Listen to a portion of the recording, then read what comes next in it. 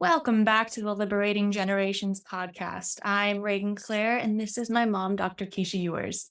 In this episode, we're going to explore the relationship between generational and personal trauma, and one of my favorites, the Enneagram. Yay!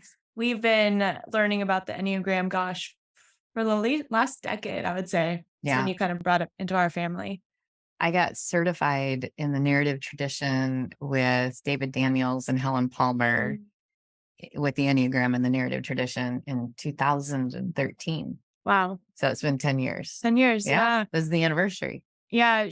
Before we started this, she asked me, so what's the Enneagram? And I responded, it's a personality test. And she goes, no, that's no. I'm like, okay, mom, why don't you explain to our listeners then what the Enneagram is? Well, and the reason I said no is because No, that's wrong.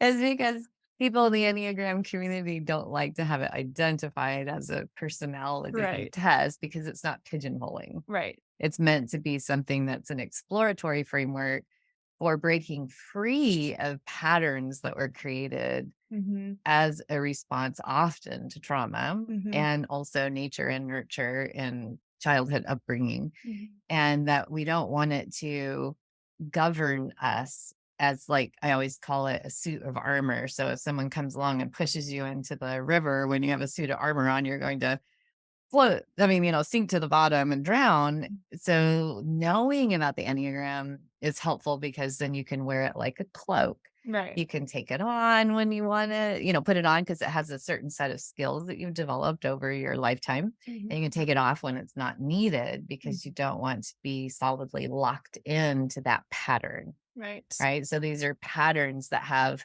a shadow and a light side, a skill set and a pothole that we fall into over and over and over again that Right. is actually self-built. Right. Right. And it's kind of it's the tools that we used as children Mm-hmm. to help us get our way, right? It's what we kind of took on as, oh, this is It's how we got our needs met. how we get our needs met. Right? Yes, exactly. It's the strategy you use to get your needs met. So Ennea means 9 in Greek and gram means picture. So it's a picture of 9 different strategies that we have. Mm-hmm. Now, inside of those 9 different strategies, there are 3 subtypes, which we'll probably maybe go into in this. Might need to be another Might be another one. another episode. Yes, exactly. Yeah. And then from there, there are connectors on the Enneagram model. Mm-hmm. So we have neighbors, they're called wings. And then we have the place where we connect to when we're in stress and then when we're in a place of peace. So we've got, and there are 3 different types of groupings on the Enneagram model too. So there's so much exploration to be done. It's very much a 3-dimensional model, not a personality quiz that you can take online. There is a quiz online. Oftentimes those online quizzes are really inaccurate. So be very careful about taking online Enneagram quizzes. Because what you do is you answer from the place of your strategy as where you are now. And it might be in a crisis situation. It might be in a peaceful situation. It might be a place that you're working on, and so it's really interesting because in the narrative tradition, you ask questions and then how that question is answered determines the next question. And it gets to the motivation. Right. So when we talk about the Enneagram, we're looking really at what is the motivation of your perceptual process of your mind? How is it that you're formulating the way that you see an object in the world or a person or an experience or a memory, and then bring it in? And what do you do with that? Right. Right. And so each of the Ennea-types will do differently because there are different motivations for being alive for each of these types. So it's really fascinating when you get into it from that surface online quiz. Right. Oh, I'm a 3 or I'm a 6 or I'm a 7, and then having that define you, it doesn't. It doesn't define you. It just helps you put a frame and a structure around your strategies. and helps give a lot more grace for the people in your life, the people around you. Absolutely. Because Mhm.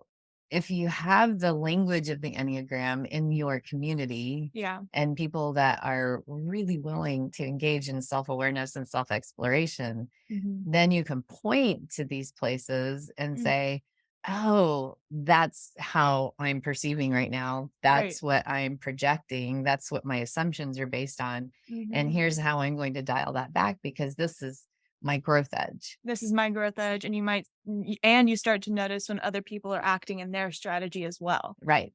And have compassion for and have them compassion. and Right. patience instead of Right. being upset and frustrated all the Trigger it time. all the time. Yes, Yeah. I'm exactly. not speaking from firsthand experience. No, No. no. So in the narrative tradition, which I can't even recommend that curriculum highly enough, everyone. So Mm, you can look at that. The Enneagram in the narrative tradition is beautiful. And what happens is in that 2-year internship process when you're mhm, training, they do these things called panels.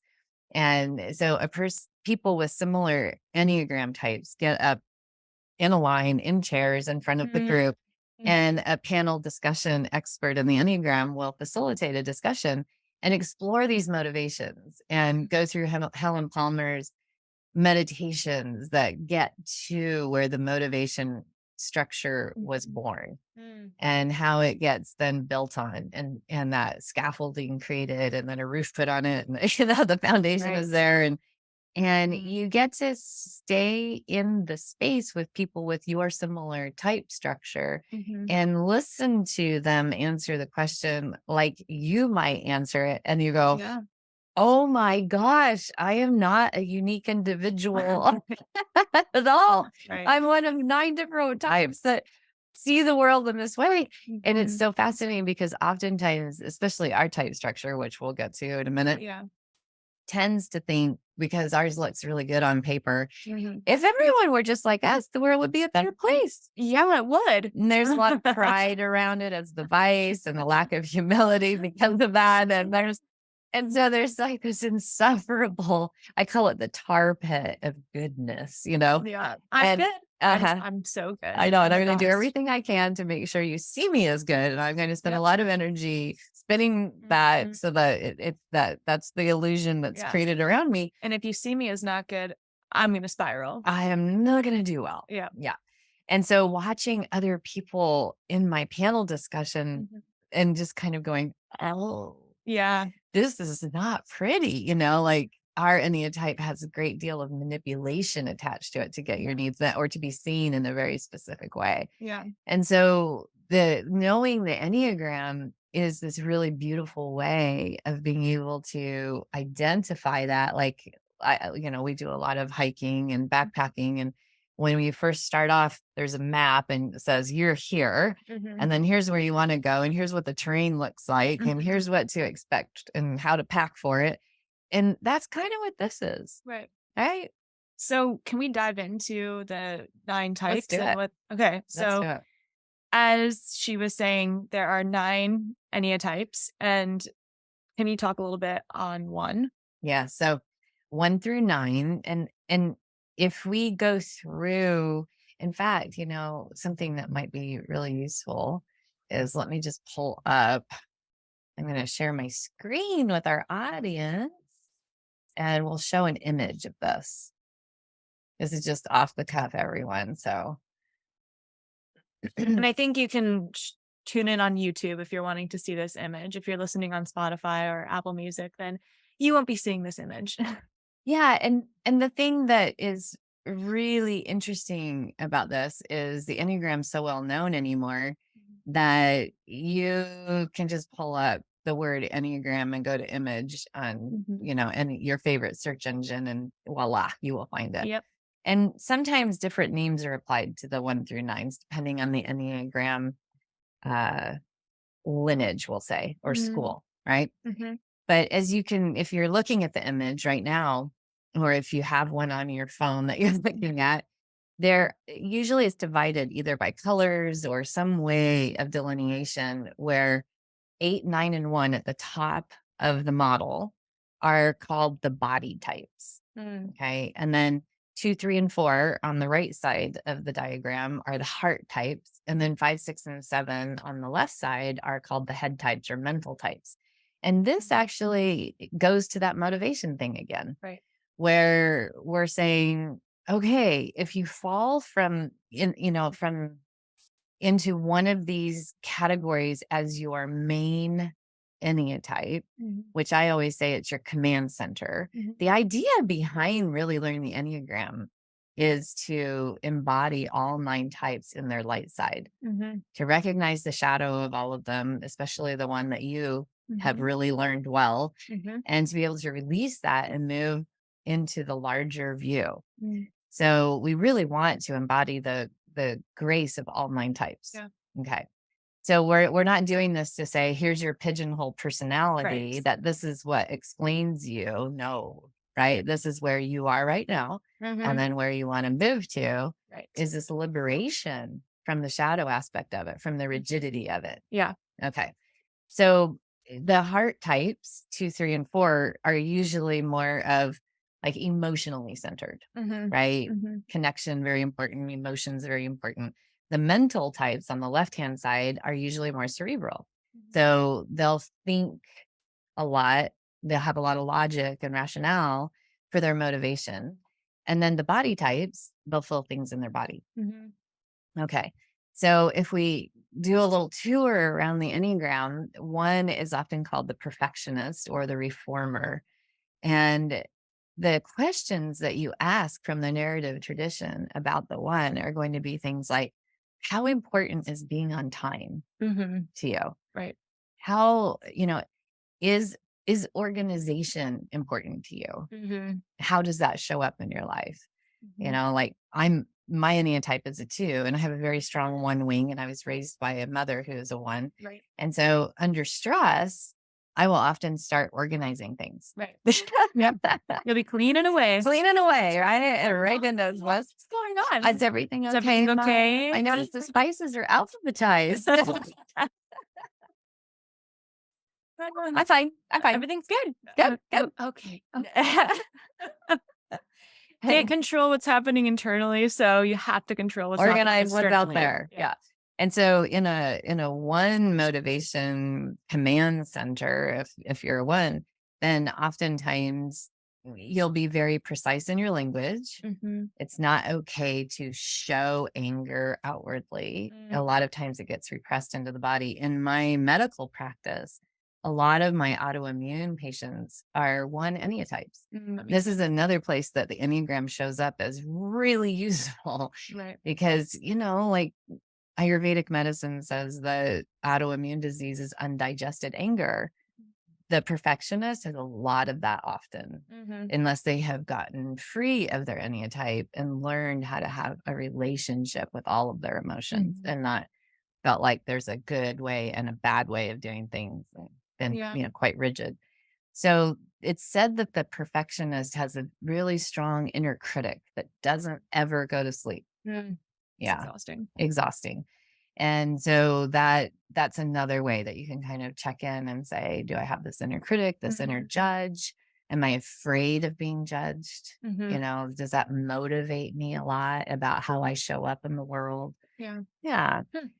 So there's a right way and a wrong way to do things. Yeah. Okay. Yeah, I'm a 2 on the Enneagram as well. And I can like she was saying, you have wings. So as we are both 2s, our wings are then 1 and 3. And you're explaining the characteristics of a 1. And I definitely can see myself in some of those characteristics. Well, and grandma. Yeah. Yeah. And so taking on that family lineage thing. Yeah. Yeah. Intergenerational trauma of the perfectionist is, I've done a lot of therapy for patients that had parents that were 1 Ennea-types and, their child selves being upset because I remember one patient in particular, we did a lot of therapy around this because the sponge was left in the sink wet all the time. And her dad, that was a 1 Ennea-type, would just rage at her about it. Gosh. Right. I can identify with hating to see the sponge wet in the sink, but not raging at my children about it because I'm not a 1. Right. And so the thing that I can go back to my childhood and say, I remember my mom talking to a friend of hers on the phone and saying, and I was right in the room. I think I was in 6th grade. She lost her sandals. I can't understand why she can't just keep track of her stuff, and I'm like, I'm right here, mom. And just Sounds like that, grandma. I know, it's just that shame that overcame me of never being good enough for my mother. Yeah. And of course, that's usually the theme in therapy of people that have parents that are ones is never being good enough. And the parent that's the one Ennea-type is usually not trying to convey that. They're trying to help Right. you improve, right? Yeah. Yeah. Yeah. To be more like them. Well, More or organized. just, yeah, exactly. Yeah. To improve what's you're Right. not doing right. Right. Yeah. So, Okay. So can you go a little deeper on the 2 Ennea-type? all right. So now let's go to the 2. Yeah. We're real at home in the 2 section. We of the live here. Ennea-type. Reagan's sister also is a 2. So I raised 2 daughters that were 2s, variations of me. So this is called the helper or the caregiver. And this is the 2 is the one that puts aside their own needs for the needs of everyone around them. So people usually like being raised by a 2 because they're nurturing and loving and warm if the 2 is not in their shadow. In their shadow, the 2 is diabolical. Yeah. A hot mess. Oh my gosh. Because the 2 does things nice for other people in the hopes that at some point someone will notice them and read their mind and what they need and just offer it without them having to ask. Yeah. Because 2s usually can read a room, read people, and do that for others. And they cannot understand why other people can't just do that. Yep. Which is so unfair. 2s in relationship. Your partner's not meant to read your mind. Right. And it's a form of abuse to expect it. Right? Like, why can't you just be like me? Yeah. Very narcissistic. Yes. And a 2 would never identify with being a narcissist, by the way, because they're helping everybody. Right. Putting everyone's needs before my own. How can I possibly be a narcissist? Yeah. It doesn't make any sense. Yeah. Learning that about myself. 10 years ago. So I was about 15 when you taught this to me. And that was a game changer for sure.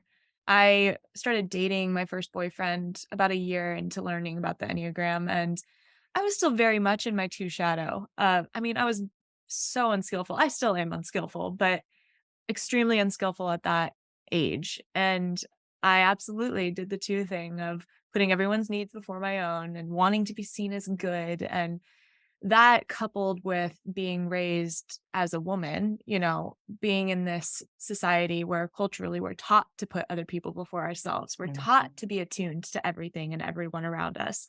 And oh man, I remember going through my first breakup with that boyfriend and him saying, "You're not a good person." Whew, that put you under. I remember that. The under for months. Months. Yeah. Like, oh my God.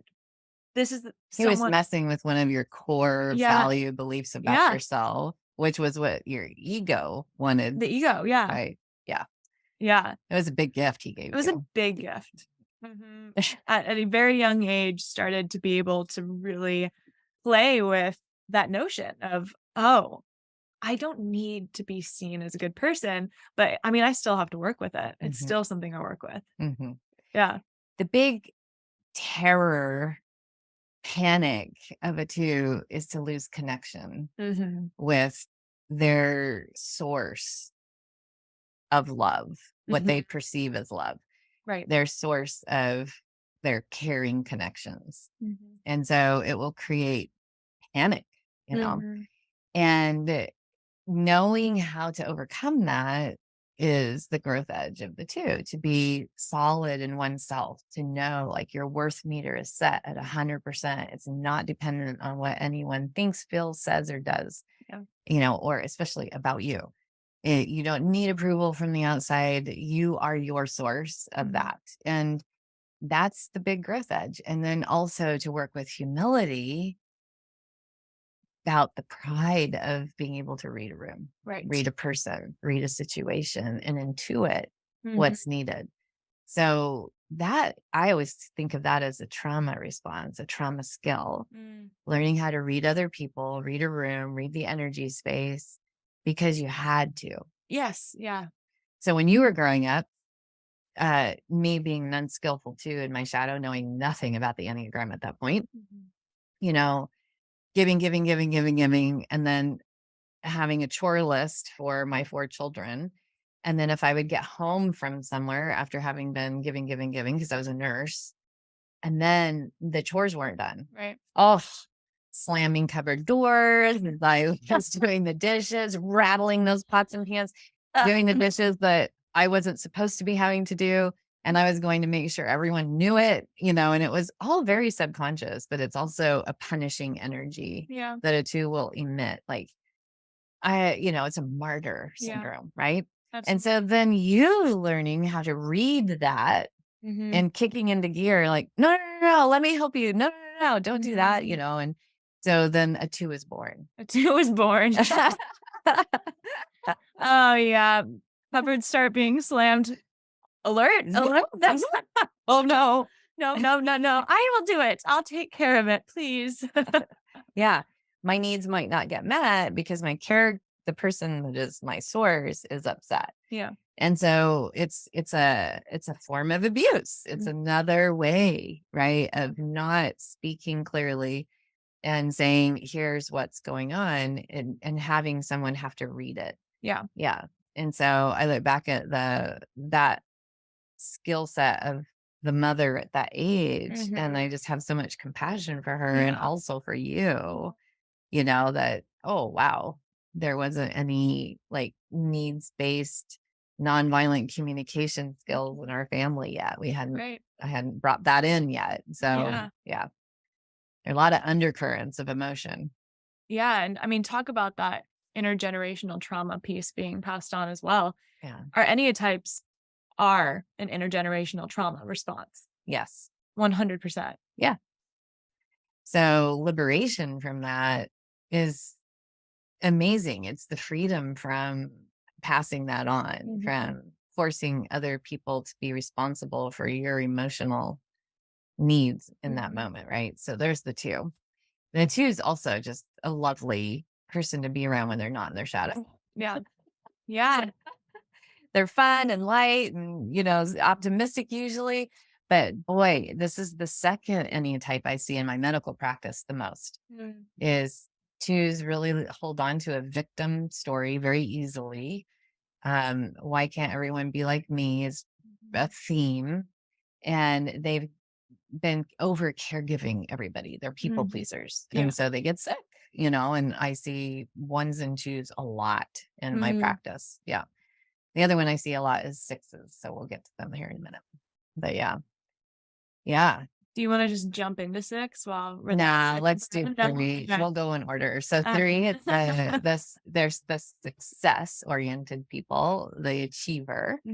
And it's kind of thought of as like success at any cost. And they usually know exactly what to wear to an event. They know who to talk to, how to be, sometimes name dropping, sometimes climbing over people to get what they want in an organization. Sometimes these are the shadow aspects of a 3.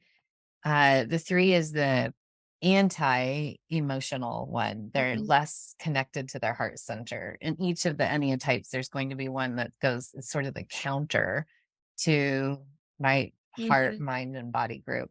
The 3 is the counter to heart.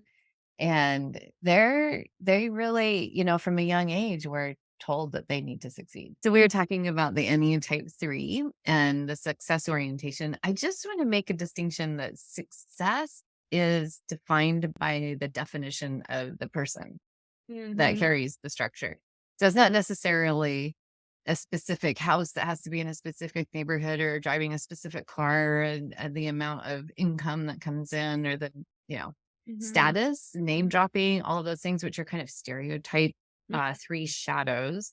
But it's also like driving yourself to be successful at mothering or fathering or, being whatever it is that is your designated wheelhouse of life. Yeah. And it depends on the subtype as far as how it'll show up also. So now let's move to Enneatype 4. Yeah. Oh, I do want to mention with the 3, we have the wing of the 3 because 2 is between 1 and 2. And so we have these wings and we can lean into these places. Like if, I want to launch something, I lean into my 3 to make it successful. I try and embody like the 3 energy signature in its bright and light side. Yeah. So we want to make sure that and when we do this podcast, that we're reaching as many people as possible that need it. Yeah. But then that it's not driven by ego. Exactly. Exactly. The light and bright side. Yeah. So now let's move on to 4. The Enneatype 4 is called the romantic. And I'm going to share my screen once again. And I put together a graphic for a program that I did several years ago called the autoimmune Enneagram. And this is it. I don't know if, okay, well, yeah. I'm not sure how to make that full screen. Okay, there we go. So again, we've already gone through 1, the perfectionist, 2, the caregiver, 3, the achiever, 4, the romantic is where we're at right now. And we've mentioned that we have these wings. So if the 1 is here, then the wings would be 9 and 2. For the 2, it's 1 and 3, etc. So whatever you're sandwiched between would be your wing. And you can lean into those energies for how would it be to embody that as a template. I love the Enneagram because you can borrow any of the aspects of these types as a template. If that's not your wheelhouse, you're not strong in it, and you would like to be, then borrow the template. Right. Yeah. So that's what's useful about knowing about it. We can liberate from feeling like we're in the backseat of a car and our trauma patterns driving. Yeah. Yeah. To a larger view that encompasses all. And then we get to pick templates about, what we need at any given moment. So the romantic, they're in the 3 subtypes of each of these types. The 3 4s and then the 3 6s are dramatically different from each other. So there's not like one way of describing an Enneatype 4 because there's quite a diverse patterning for a 4. And this one is considered has access to the deepest well of emotion on the Enneagram and willing and happy to go there too. A lot of the Enneatypes do not love to go deep into that well of emotion because they're afraid they won't come out or they'll get stuck there. But the 4 knows innately that the exploration of these deep feelings, the psyche, Pluto, the underworld, like all of these places brings up the wisdom of the shadow. These are the songwriters and artists, the people that really, the Lana Del Rey's of the world, the Adeles of the world, Van Goghs of the world, who are just so tapped in with that emotion. Right. The poets, they bring and they can go and explore the shadowy underworld of deep emotion and make it into something beautiful for the rest of us so that we can tap into it and explore it from our energy centers. So it's a really beautiful place. Beauty is very important to a 4. Yes. You could even say beauty is everything. One of our favorite movies is a very 4 movie. Which movie? Moulin Rouge. Oh my gosh, that movie. First of all, do yourself a favor. If you haven't ever seen Moulin Rouge, go out and buy it and watch it. It is amazing. But yeah, oh my gosh. Now it's on stage. Now there's a stage version of it, but it was just written by 4s. It's produced by 4s. The theme is very 4s. Acted by 4s. Yeah. It's, you'll understand. It's a beautiful, beautiful show. Oh, it's so beautiful. And we have a very dear friend in our lives who runs a 4 Ennea-type who showed us a Saturday Night Live sketch that was Fisher Price toys for the sensitive boy. Yeah. Which is for the 4 boy. That's a really funny one to watch because then you can see the small boy in a growing, blossoming 4 Ennea-type and get an understanding of what that looks like. And it's very cute. So then what are the shadows before? The shadow is feeling very, very unique in that space. Like no one will ever get me. Also envy. Oh my gosh. I have a lot of fours in my life, actually. I attract fours and I love them. Same here. I think it's because I have a really hard time tapping into my emotional side. It's being the two, the helper. It's all bright and shiny and breezy, and then you crash your car into the side of a building, and then you have to wake up. Uh, Gotta explore some gotta shadow. explore some shadow. But I remember talking to one of my friends who is a four, and the sweet soul, she was going through it, and I remember saying to her, honey, your problem is not that unique. I hope that helps you to hear that. It's not that unique. A lot of people are experiencing the same thing. You're not alone in it." And that was the worst thing that I could have ever said to a four. I don't think she talked to me actually for like 2 months after that. Yeah. And then I had to go out and apologize and say, "I didn't mean it in a Yeah. bad way." You don't get me as a big four anthem. Yeah. And then so each of the Enneatypes has a specific way of presenting themselves in their embodied, embodiment, and then also dressing themselves, Mhm. speaking, and eye contact, everything. And fours tend to dress. This is a stereotype, so it won't be everybody, but dress more uniquely. Mhm. That express themselves through their clothing. Right. Yeah. Whereas a 9 likes to blend into the background. And so they camouflage, as a general rule. 1s tend to be very put together. Everything matches. They're upright in their form and their posture, and they don't go out looking schlubby. Mhm. A 2 will go out in their pajamas if it's in service of someone else. So a 3 does not. No, no, No. no, no. Mm-mm. And a 4, is envy is their vice. And so in the Enneagram lore, there's a lot of distinction, and a quick to mention that it's not jealousy, it's Mm. envy. Looking at the way another person has their life lived, or their circumstances, or whatever it is that's going on for them, and kind of wishing for that, but not wishing ill on the one that has it. Mm. Whereas, and not trying to take it away from them, but there can be some envy as the vice. And there's a lot of longing for romantic connection in a Yeah. 4, which is where the songs, the poetry, the art come Yeah. from, right? Is that yearning for the love and beauty of the Mm. world. Yeah. In my adolescence, you thought that I was a four for a while. Yeah. A lot of yearning. A lot of yearning. A lot of Taylor Swift in my ears telling me to, yeah. Yeah. Yeah.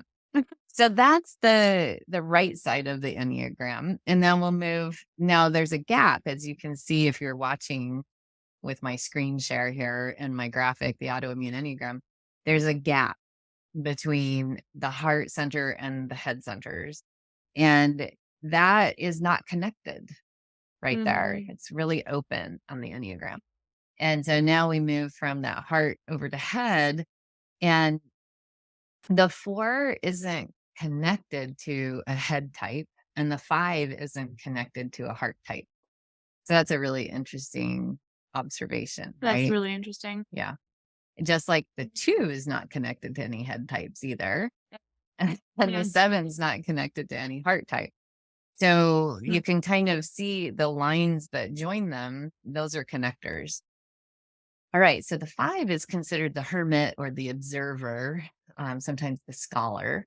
They love to gather knowledge, and they totem pole their knowledge. So the knowledge has to come from the very best in their field of inquiry. So 5s often have an expertise, a field that they're very, very good at. My husband is a 5, and he's a Sanskrit Vedic scholar. So there is a handful of people in the world that would be able to have a conversation with him at the depth that he would really like to. Yeah. And there are a whole bunch of people that wouldn't be able to. Yeah. And he's just amazing with how he remembers that information. And that's what's he's really passionate about. 5s tend to really like a lot of alone time, and they are also quite different in their 3 subtype categories. There's one that likes to have a one-to-one. That's what my husband is. So likes his one-to-one connection and doesn't really love being around a lot of people, needs a lot of time to recharge if a group coalesces in his world. So the pandemic, the meme that went around social media is basically a bunch of fives saying, we've been training for this our whole lives. Social isolation. Thank you. Yeah. And so that's really interesting. And, your experience of having a stepfather that's a five. It was, yeah. I mean, a lot of learning came from that, a lot of hard lessons. It's what's interesting about the Enneagram is that certain types actually attract each other. And it's the types that are going to challenge each other. So oftentimes fives and twos are attracted to one another because the twos are the caregivers, the ones who are constantly being vigilant about everything external from themselves. And the fives are constantly vigilant about everything in their internal world. So the twos and the five, they get together to work on that shadow stuff. And it's hard. So having a stepfather who wasn't able to track me at all, and and watching your dynamic, which wasn't very easy a lot of the time, it definitely showed me a lot of the spaces in which I needed to work on within myself. And also releasing this idea of what a father is supposed to look like. I mean, my stepdad definitely helped me get over that. That's for sure. Yeah. Yeah, they call it the holy relationship, the relationship between the 2 and the 5, because one is, so as Regan was saying, completely other-centered, the 2, and the other one's completely self-centered, which is the 5. And they have to teach each other how, the 5 to be more other-centered and the 2 to be more internal and really connect to self. What an amazing marriage it's been. I mean, I could never have learned the things that I've learned, done the things that I've done, reversed my autoimmune disease. All the things that I've done have been because of my marriage. You learned how to set boundaries. I learned how to know myself, how to set boundaries, how to ask for what I needed instead of expecting people to read my mind. I mean, it's just been amazing. You would have been one passive aggressive shell of a human being had you not learned how to communicate with your husband. Yeah. So articulate now. So articulate. Yeah. No one wonders anymore what you're requiring from them. It's great. And it's a nonviolent, mindful, compassionate dialogue where, in the beginning it was quite clunky. So we learned together the Enneagram. This is why I found the Enneagram, is because of my marriage. Trying to understand how two diametrically opposed motivations for life can coexist together and parent. Yeah. So, it's been amazing. Yeah. Yeah. We've both grown so much. All right. So the 6 is the devil's advocate. Yep. One of my favorites. She attracts 6s as romantic partners. Oh, boy, do I. So does her sister. And every darn time I say I'm not going to, and they fool me. They trick me. Oh, well, maybe we should go ahead and not do a non-biased. No, I do like 6s, clearly. Of course you do. Yes, yeah, clearly. So the loyal skeptic is the other name for the 6. And this is the one that has a lot of fear to overcome. I think of the 6s, while the 1 has that critic that never goes to sleep in their head, the 6 has a fear monger in their head that never goes to sleep. And I always think of the 6s on the Enneagram before they really learn how to release 6-ishness as the most courageous of us all, because there is so much they're having to overcome just as baseline. In the 6 way of being, there's a lot of worst case scenario thinking. What if this happens? What am I going to do? And it's just in the background all the time. It's a lot of energy. Yeah. Just like the 2 is juggling, how do I make you understand I'm a good person? I'm here to provide and take care. And if you'll just love me and take care of me and make me safe. The 6s are doing their own version of that In fact, that one of the subtypes of the 6 called the warm 6 looks very much like a 2, but their motive is to be kept safe, where the 2 is to connect.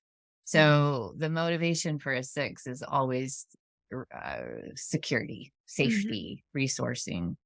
And there's a lot of, oh, I don't even know if when I take my next step, if the ground will be there for me to catch me. So there's so much chaos for them. Yeah. Yeah.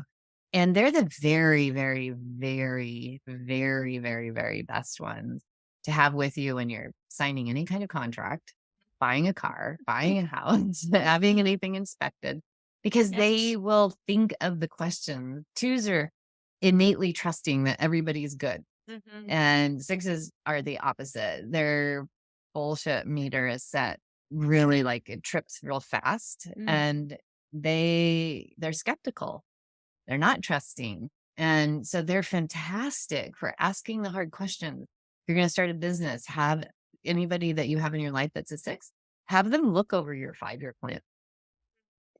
And they're going to find the holes. That's why they're called the devil's advocate. Yeah.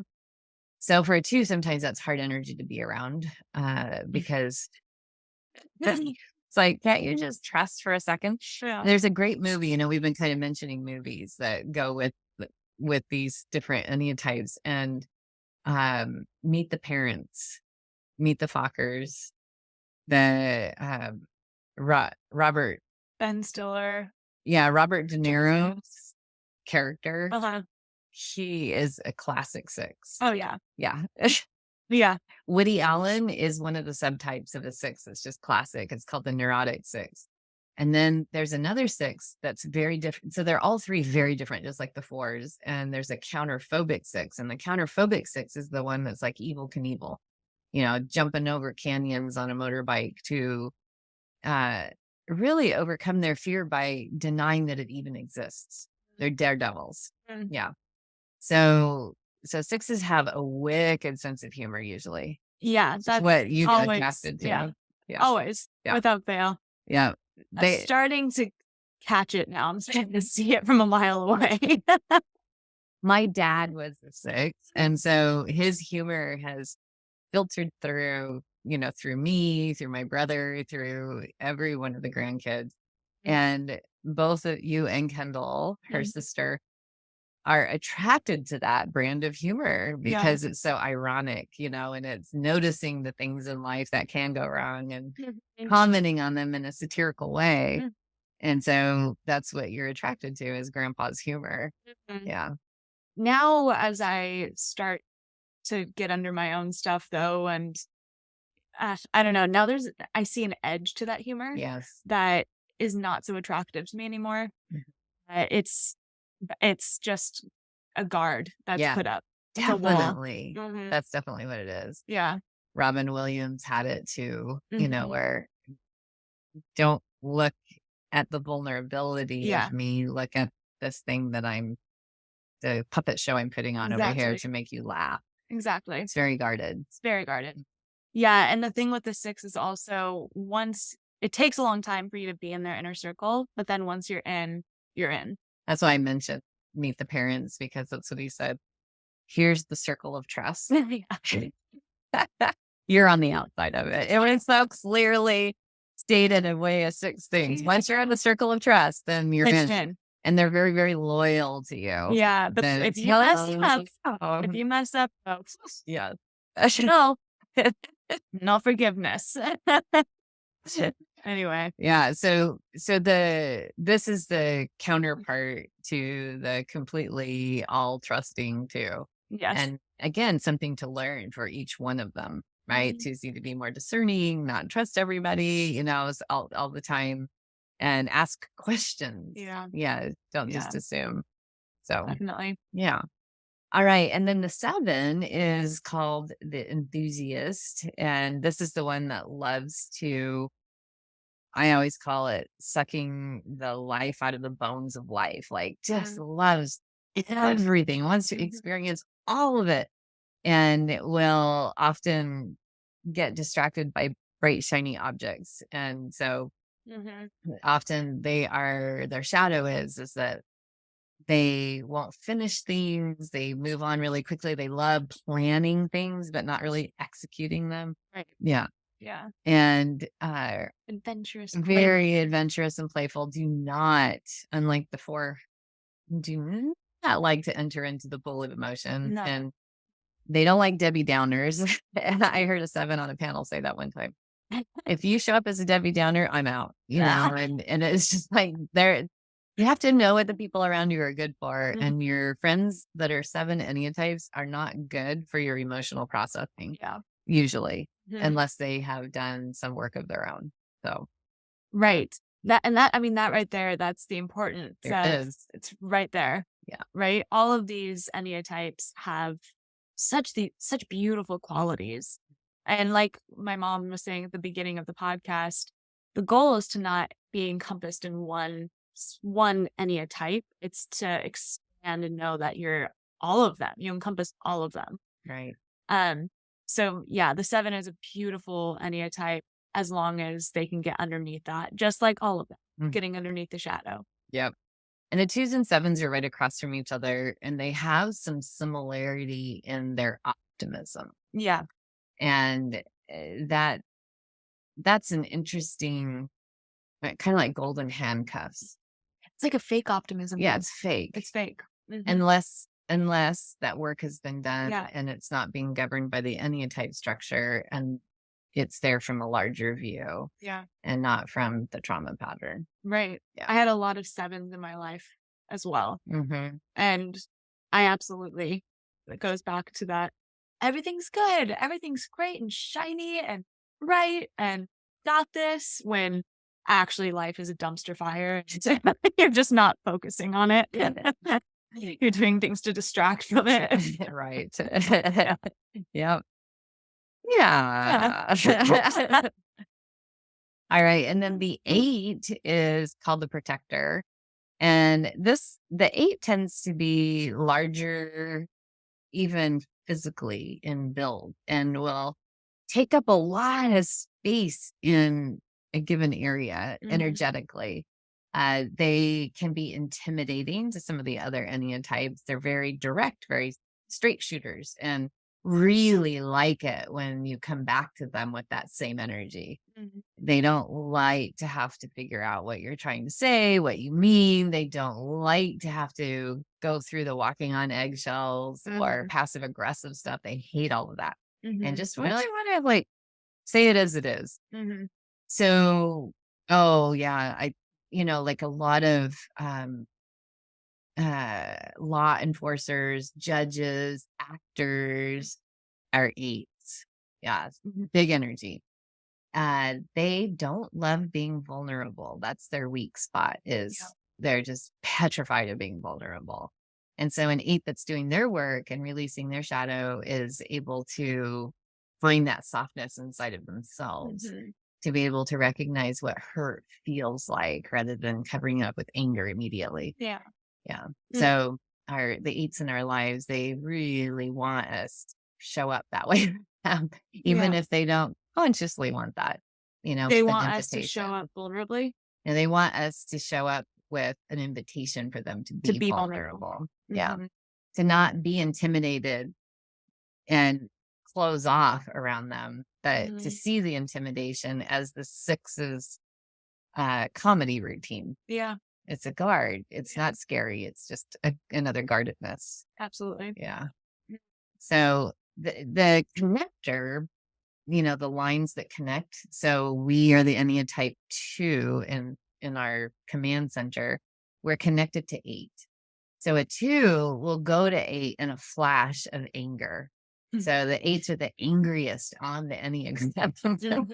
But they know, like, as a command center, they know how to work with their anger, where 2s usually don't. So they'll be like this flash anger about something, right? And it's usually because 8s are protectors of the underdog. Yeah, they're the ones that are protecting you against the bully. And 2s will usually get very triggered if something underdogish has been. Yeah. And so they can get angry also. Yeah. We're familiar with We're that. familiar. Yeah.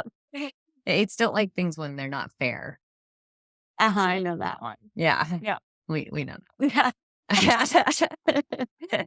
So eights are connected to 2, so they can go to the 2 and be very compassionate, very loving, very loyal. They're just they're amazing to have as friends and lovers in your life, family members. And then they also are connected to 5, which means they also need time to recharge, time away. So does the 7. The 7's connected to the 5.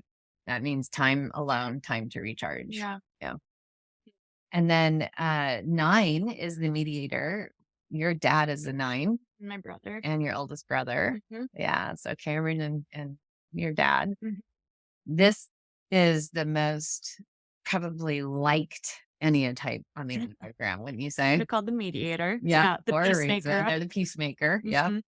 Yeah. And they can see all sides of every situation. They're usually very well loved. They're very conflict avoidant and the most passive aggressive on the Enneagram. They do like conflict. No. And they also can become the most addictive, actually, because they like to numb out if conflict is arising. So, of course, there is confrontation that has to happen in life. It's just the way it is. And 9s are really petrified of it, terrified to the point where numbing out is the way that they'll get rid Avoid of it. it. Yeah. Just don't want, so it's like the classic head in sand. Yeah. And hopefully things will just move on by, which as we know, that's usually not the way it works. Right. Yeah. So 9s will give way to have somebody else take the spotlight. They like to work behind the scenes, but they do want credit for it. They just don't need to have the spotlight. The big show. The big show. Yeah. And they are really, really, the world needs 9s, and they are the most, there are more people that are 9s than any other Ennea-type. Oh, really? I didn't know that. Yeah. So they're really needed and they're needed to show up in all of their power, Right. which means the ability to stay present with conflict, to confront things that don't work for them. They tend to get linked up to really strong personalities. They're like Robin to Batman. Yeah. What Enneatype does a 9 usually end up with? Sometimes 8s. There are a lot of 9 and 8 Sense. couplings. 9 and 6s get together a lot. Yeah. And then for her dad and I, it was a 2 and a 9, 2 other centered people who were really focused on other people's needs. I mean, raising 4 kids. Yes. Yeah. That works well. I know. And our children are the most important thing to both of us. And I think you all know that. Yeah. Yeah. Yeah. Yeah. So the 9 is connected. It's called the triangle. They have a foot in every single one of the centers. They're connected to 6 in the head types, and they're connected to the heart types with the 3, and then the body type is the 9. Yeah. So they can be very well balanced as a mediator there, but they do need to do their work to make sure that's true. Right. Just like all of the types. Just like all the types. 1s are interesting. Our lovely family friend, my office manager, who many of you, if you ever do anything with my practice, will meet Nikki. Nikki. She's a 1. Our Nikki. Yes. And a lot of people, and she has a really strong 2 wing. Oh, yeah. And a lot of 1s, when they get married, their spouses love to take them on vacation because 1 is connected to 7. Right. And they can go have a great time, and the critic in their mind can take a break, and they can just be enthusiastic. Yeah. Right. Yeah. We see that in my grandma too. Yep. She loves to go on vacation. Loves vacation. Yeah. Her task list gets left at home for the most part. The 1 is kind of driven by a task list. And so the connectors that you're on, you get to borrow them at will. You don't have to just go on vacation to access that. Yeah. And so as you were saying before, there are 3 subtypes for each one of these Enneatypes. And we're throwing a lot of words at you right now. Yeah. Is there a way that we can put that up? Sure. Yeah. So people can take Or a why look at don't we that. do another show about it? Okay. We'll do another show That's about a whole all show. of the subtypes if you're curious about learning. Yes. more. Yes. Because it's a big study. I mean, I did a 2-year internship on this. So Right. this is a really, really powerful tool for liberation. Oh my gosh. Yeah. Yeah. Once you get underneath that shadow of what is the driving force, what's driving you, and how you picked it up through the intergenerational trauma. Yep. It's so liberating. Mm. And being conscious of that shadow is the first step in liberating yourself from it. And so that's where the work starts. It's so true.